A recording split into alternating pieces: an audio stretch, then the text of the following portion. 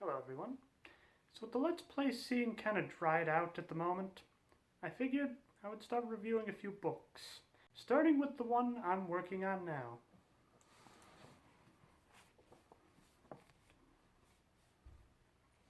Atlas Shrugged. For those of you that are big fans of BioShock, you may have actually heard of this book before. From what I hear, the creator of BioShock was very much inspired by this book to kind of set up the basic story, as well as just the general atmosphere of the game. Now before we start with the book, I figure it's important to talk about the author, Ayn Rand. I hope I'm saying her name right. I've never seen Anne spelled that way before. So, she started off her career with a book called We the Living. I just picked this up not too long ago at a thrift store, which was then followed by another book called Anthem. I do not have that book at the moment, but it seems like the thrift stores I'm going to have just a whole bunch of Ayn Rand stuff, so maybe I'll run into it eventually. After that, we have The Fountainhead. From the basic preface I've read of this book, as well as the preface in this book, it seems like The Fountainhead kind of set the foundation that was later used in Atlas Shrugged. And then after The Fountainhead, we then have Atlas Shrugged. And then along the way, there are a few philosophical books, like this one right here, The Virtues of Selflessness. I picked this up the same day as We the Living, and it was like 5 cents. I figured, why not complete the collection? Anne is a rather controversial figure. This is probably the most I'm going to reveal about politics in most of my videos. She is what is called a libertarian. Now, what does that mean? Well, the basic gist I get from it is that libertarians are very conservative when it comes to the world of big business, business regulations, manufacturing, stuff like that, but very progressive when it comes to social issues. And, in a ways, it shows through in her book here, Atlas Shrugged. However, I wouldn't necessarily say it's in the forefront of the work. It's more something in the background. Probably the best way I can describe it is, imagine if you're trying to watch a movie on TV, but it's during an election year, so every time there's a commercial you get political ads. Eventually you start to hear the same message over and over. I'd say that's very similar here. Now the main reason I kind of put off doing this review for a while is because, as you can tell, I have not finished the book yet. However, I have noticed that the last part of the book is major spoiler territory. There's a major twist at the section I'm in right now, and if anybody wants to pick up this book, I want them to be able to experience that for themselves. Come to think of it, that's kind of similar to BioShock. I know apparently there's a pretty big twist there as well. Maybe it's a very similar twist. And that's all I'm going to reveal about either of those two. So probably the first thing is, this book certainly looks pretty impressive, but if you open it up, you'll notice that the text isn't too crazy. It's rather big, actually. And I feel like if you were to condense it, it would probably be about the same size as The Fountainhead, where you can see that this is a much more manageable in-size book. The only real expense is, take a look at how tiny the text is. So I'll lay the groundwork for the basic plot of this novel. The first main character they introduced is named Eddie Wheeler. I hope I'm saying these names right. Usually whenever you read something as opposed to hear it out loud, you get different definitions of the two. So, Eddie Wheeler works for Taggart Transcontinental Railroad. He is childhood friends with the president, James Taggart, and the vice president, Dagny Taggart. When they first introduced these characters, it seems like James is the perfect businessman. That is why he is the president. And Dagny is just a brat. However, as the story progresses, you realize that that's completely wrong. You later realize that James only got the job as president because he's the firstborn as well as male, while Dagny worked her way up from the bottom to the vice presidency. There's a little bit of that progressiveness for you. Another character we have is Hank Reardon. He's been developing a steel for the past 10 years of his life, and now he's finally perfected it. It is to last a whole lot longer than normal steel will, and if you make rails out of it, you can have the trains go up to about 200 miles an hour, as opposed to standard steel. However, the press doesn't very much like Mr. Reardon, and they want to completely destroy him just for the fact that he's motivated by profits rather than the welfare of the common man. Dagny takes an awful risk with trying to complete a new railway to Colorado, using only Reardon metal. Once again, the press is just awful about it. They can't stand this Reardon metal. In fact, one scientist comes so far to say that it could be hazardous, that it could break, that there could be major problems. Notice that all of those were hypothetical situations. But that was enough to discredit this miracle metal. So, Dagny goes to the Science Institute to try to figure out where these claims came from. She is received by one doctor there, who they have a little bit of history with. And he is just appalled at this article, but at the same time, he doesn't really have the ability to retract it. Being state-funded, his hands are tied. If bad press gets out, then this research facility will most likely lose money, and then he'd be out of a job. More pressure goes on, and as the line gets closer to complete, the rumors just get taller on the line, saying that the process is hazardous and it leaves toxic waste, that these rails could snap at any moment, killing everybody. And it's times like this in the book that I find it kind of freaky how much I relate to Dagny, how she's just willing to go all the way. In fact, there's a few times where I was just kind of like, well, you might as well go for it. And then she says, well, I might as well go for it. And I'm like, are we connected? It's just kind of weird to be able to relate to a character like that. So it gets to the point where the branch line is nearly complete. However, the main challenge comes, who is going to ride in that train? To which she says that she, as well as Hank Reardon, the inventor of the metal, are going to ride to prove how safe it is.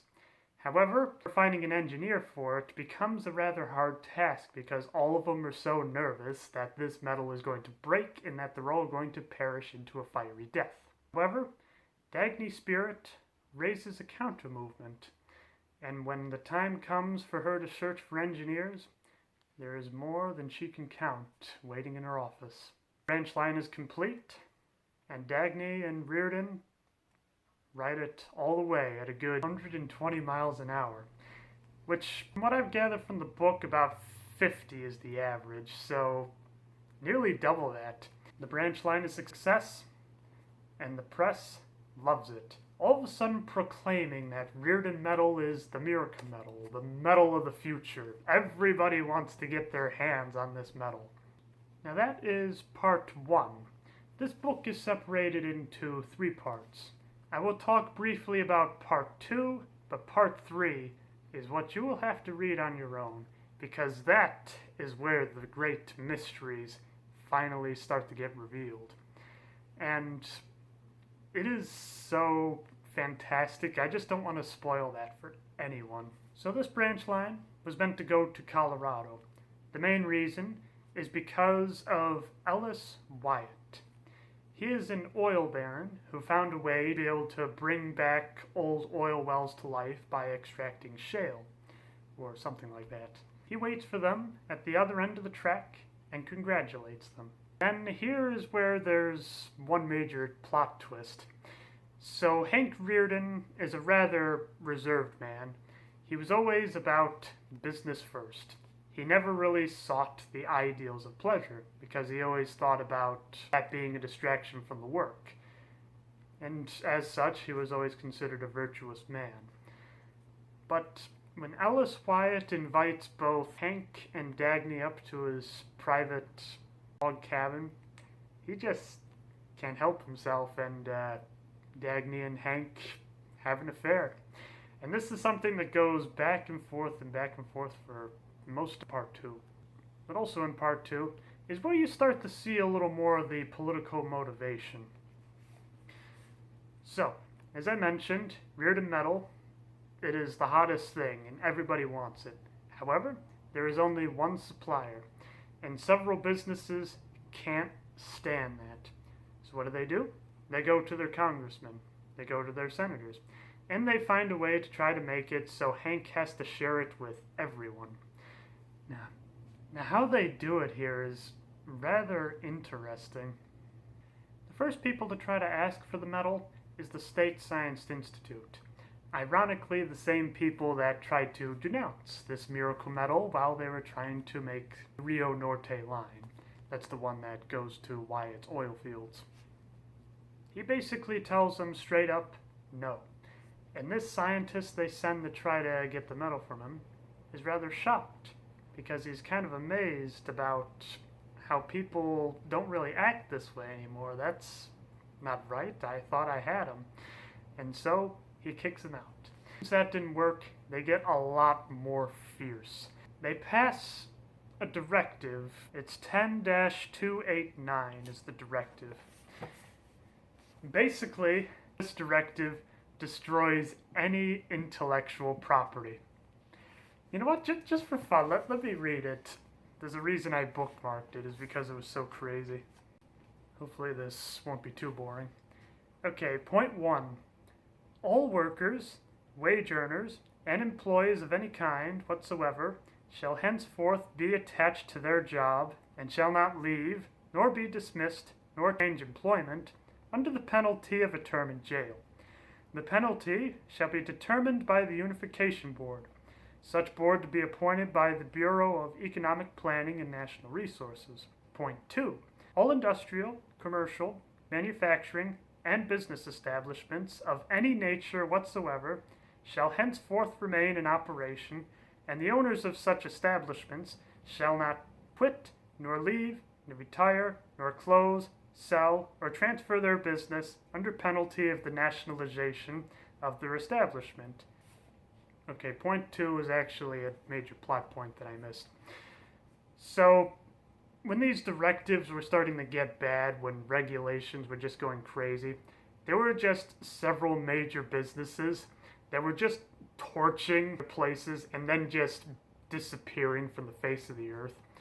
Probably the most famous would have to be Ellis Wyatt, who literally has burned his place to the ground, except for one single flame, which the locals have dubbed Wyatt's Torch. It's a single flame that the firemen could just simply not put out, but everything else has been destroyed. He was the first to go, and then there were several other businesses that left as well. Dagny thinks that there is some sort of destroyer out there, and that he is the one that is doing all this, and he is intently trying to figure out who that is, as well as being able to put a stop to him before any more major businesses can be taken out. Point 3 is a big one. All patents and copyrights pertaining to any device, inventions, formulas, processes, and works of any nature whatsoever shall be turned over to the nation as a patriotic emergency gift by means of gift certificates, to be signed voluntarily by the owner of all such patents and copyrights. The Unification Board shall then license the use of such patents and copyrights to all applicants, equally and without discrimination, for the purpose of eliminating monopolistic practices, discarding obsolete projects, and making the best available to the whole nation. No trademarks, brand names, or copyrighted titles shall be used. All private trademarks and brand names are hereby abolished. Point 4. No new devices, inventions, or goods of any nature whatsoever, not now on the market, shall be produced, invented, manufactured, or sold after the date of this directive. The Office of Patents and Copyrights is hereby suspended. That was another plot point I missed. There was a small section where Hank and Dagny were just kind of cruising around the country, and they want to go to an old factory known as 20th Century Motors, potentially to see if there's any machinery that can help them in any way. You see, with all these companies going out of business, nobody's left to be able to make anything for the factories, so they're just barely scraping by on what's possible. But what they find there instead is something really remarkable. It is the remnants of an engine. Now, why is this engine important? From what Dagny can figure out, it is able to convert static electricity into electricity that you can use from the wall. I feel like such a discovery, even in this day and age, would still be pretty amazing. Notice that I resisted saying shocking. She then starts a private investigation to try to figure out who made this motor. But instead, she sees a lot of dead ends, as well as just why the 20th Century Motor Company fell in the first place. It's rather complicated, but the basic gist is essentially they try to create a communist system where nobody really earns their wage, but everything is pooled, and then it's given to each employee by necessity. Which basically just kind of goes down to, oh, well, I need this money because my kids need solid gold braces. Oh, yeah, well, I need this money because I want to listen to some records. Oh, yeah, well, the braces gets it because that's a medical need. Oh, yeah? Well, she won't need braces anymore now that she doesn't have any teeth. And then it just kind of went back and forth and back and forth. And, well, the quality of the work just started to go downhill from there. Because on top of that, if you were found to do a good job, you were punished by having to work overtime. So it was a competition to see who could do the worst job. And eventually, 20th Century Motors, instead of being a stamp of quality, became a stamp of the worst thing you could buy possible. The company got disbanded, and the inventor of the motor just seems to have disappeared. However, there is one particular lead. There is a retired philosopher that Dagny finds in some roadside diner in the middle of nowhere, by the name of Atkinson. He says that he knows the inventor of the motor, but he is unable to tell her who it is. But he says that the inventor will find her in good time. And then he gives her a cigarette. It seems very simple on the surface. All it is just a simple white tube with a gold dollar sign on it. Now this is where it gets into minor details. So there is a guy just outside the station that owns a small newsstand. He has enough money to be able to survive. He just kind of does this for a hobby. He likes to collect cigarettes. He knows brands, he knows flavors, he knows paper, he knows everything. However, when he looks at this cigarette, he has no idea, and even concludes that there is no way that this could have been made on Earth. Now, I feel like here is where one of the minor Bioshock references are.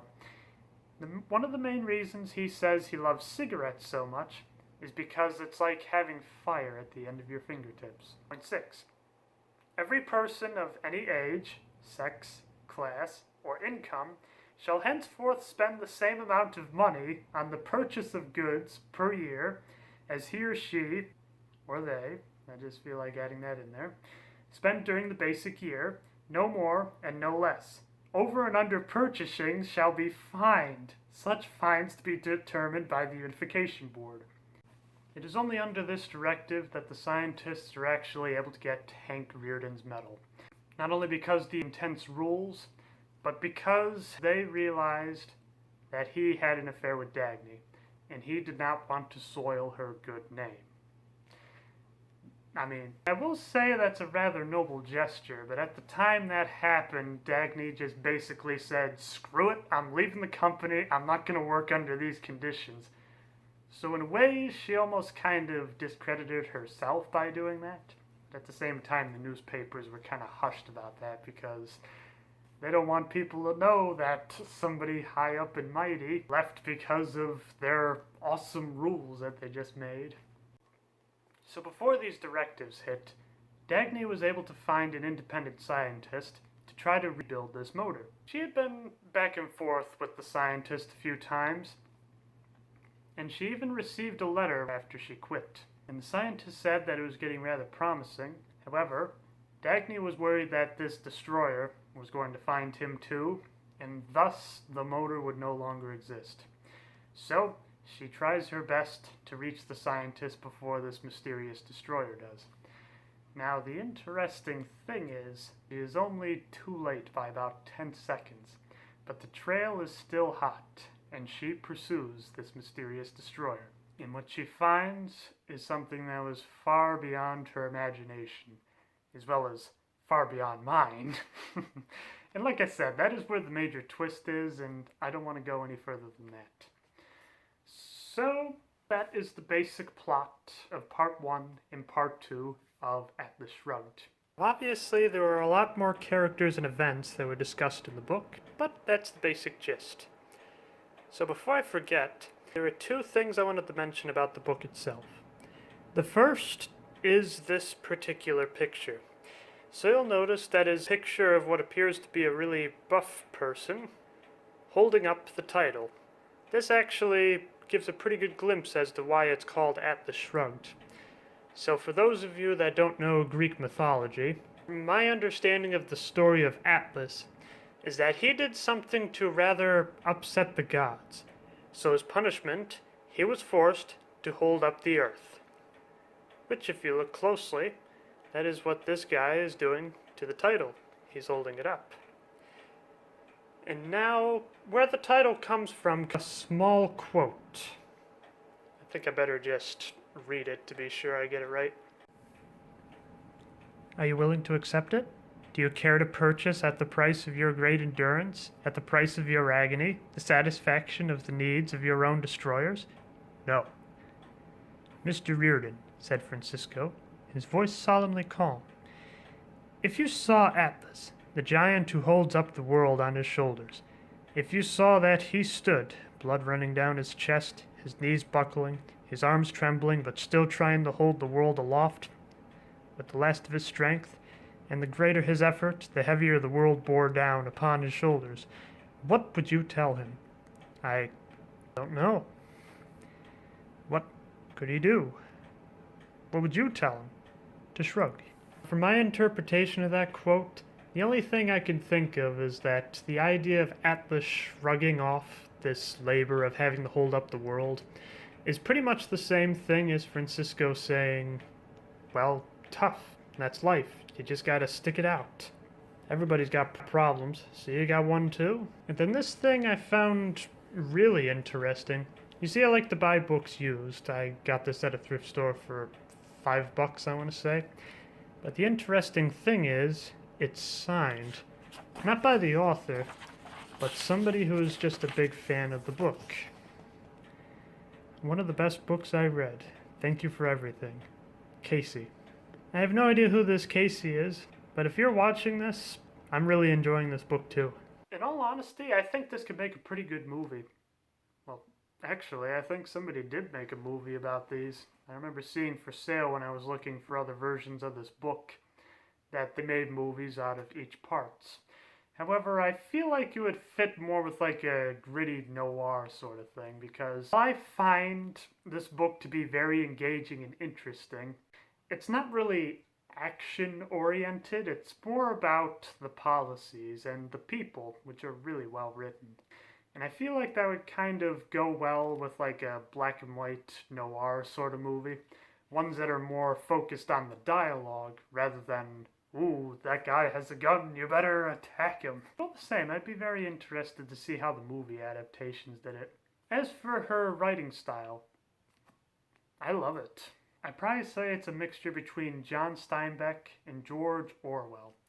The main reason I say John Steinbeck is she is able to create fantastic pictures of what these locations are supposed to look like, as well as being able to make characters that just sound and act very human. Although I will admit, unlike Steinbeck, they don't really speak with thick accents, but there's just something very organic about the characters, which I feel like Steinbeck was able to create as well.